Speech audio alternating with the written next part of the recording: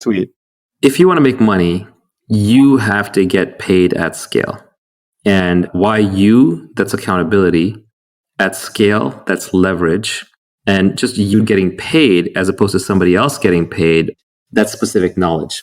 So specific knowledge is probably the hardest thing to get across in this whole tweet storm. And it's probably the thing that people get the most confused about. The thing is that we have this idea that everything can be taught. Everything can be taught in school. And it's not true that everything can be taught. In fact, the most interesting things cannot be taught, but everything can be learned. And very often that learning either comes from some innate characteristics in your DNA, or it could be through your childhood where you learn soft skills, which are very, very hard to teach later on in life, or it's something that is brand new, so nobody else knows how to do it either, or it's true on-the-job training because you're pattern matching into highly complex environments, building judgment in a specific domain. Classic example is investing, but it could be in anything. It could be in judgment in running a fleet of trucks. It could be judgment in weather forecasting. So specific knowledge is the knowledge that you care about, especially if you're later in life. Let's say you're post 20, 21, 22. You almost don't get to choose which specific knowledge you have. Rather, you get to look at what you have already built by that point in time, and then you can build on top of it. The first thing to notice about specific knowledge is that you can't be trained for it. If you can be trained for it, if you can go to a class and learn specific knowledge, then somebody else can be trained for it too. And then we can mass produce and mass train people. Heck, we can even program computers to do it. And eventually we can program robots to walk around doing it. So if that's the case, then you're extremely replaceable. And all we have to pay you is the minimum wage that we have to pay you to get you to do it, when there are lots of other takers who can be trained to do it. So really, your returns just devolve into your cost of training plus the return on investment on that training. So you really want to pick up specific knowledge. You need your schooling, you need your training to be able to capitalize on the best specific knowledge. But the part of it that you're going to get paid for is the specific knowledge. For example, someone who goes and gets a degree in psychology and then becomes a salesperson. Well, if they were already a formidable salesperson and had great salesmanship to begin with, then the psychology degree is leverage. It arms them and they do much better at sales. But if they were always an introvert, never very good at sales, and they're trying to use psychology to learn sales, they're just not going to get that great at it. Specific knowledge is found much more by pursuing your innate talents, your genuine curiosity, and your passion. It's not by going to school for whatever is the hottest job. It's not for going into whatever field investors say is the hottest. Very often, specific knowledge is at the edge of knowledge. It's also stuff that's just being figured out or is really hard to figure out. So if you're not 100% into it, somebody else who is 100% into it will outperform you. And they won't just outperform you by a little bit, they'll outperform you by a lot.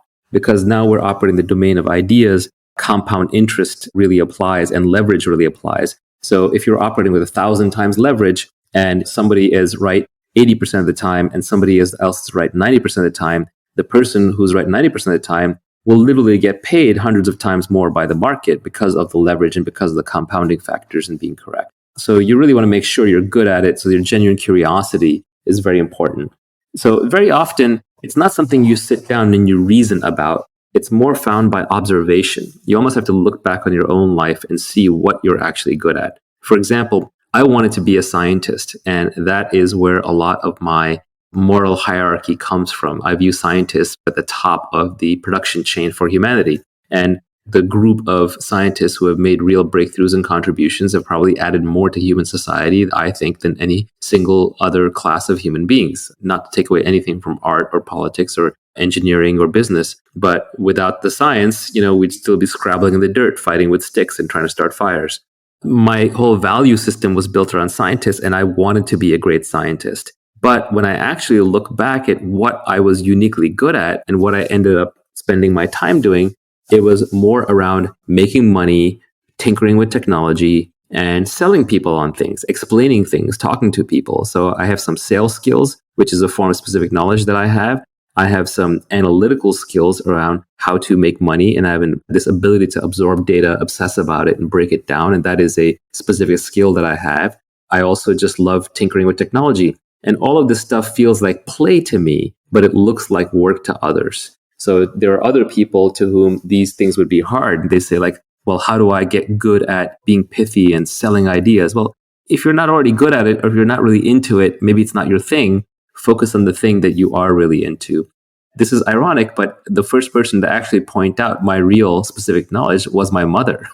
And she did it as an aside, talking from the kitchen. And she said it when I was like 15 or 16 years old. I was telling a friend of mine that I wanted to be an astrophysicist. And she said, no, you're going to go into business. And I was like, what?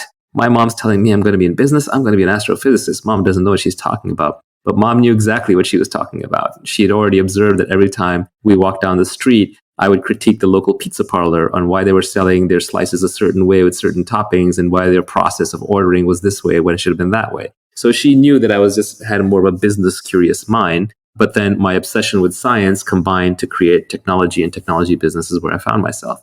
So very often, your specific knowledge is observed, and often observed by other people who know you well, and revealed in situations rather than something that you come up with. Yeah, maybe it's unique, but if I learn it from somebody else, it's no longer unique. Then we both know it. So it's not so much that it is unique, it's that it is highly specific to the situation, it's specific to the individual, it's specific to the problem. And it can only be built as part of a larger obsession, interest, and time spent in that domain. It can't just be read straight out of a single book, nor can it be taught in a single course, nor can it be programmed into a single algorithm. Speaking of Scott Adams, he's got a blog post on how to build your career by getting in, say, the top 25 percentile at 3 or more things. And by doing that, you become the only person in the world who can do those 3 things in the 25th percentile. So instead of trying to be the best at one thing, you just try to be very, very good at 3 or more things. Is that a way of building specific knowledge? I actually think the best way is just to follow your own obsession. And somewhere in the back of your mind, you can realize that, hey, actually, this obsession, like I'll keep an eye out for the commercial aspects of it. But I think if you go around trying to build it a little too deliberately, if you become too goal-oriented on the money, then you won't pick the right thing. You won't actually pick the thing that you love to do, so you won't go deep enough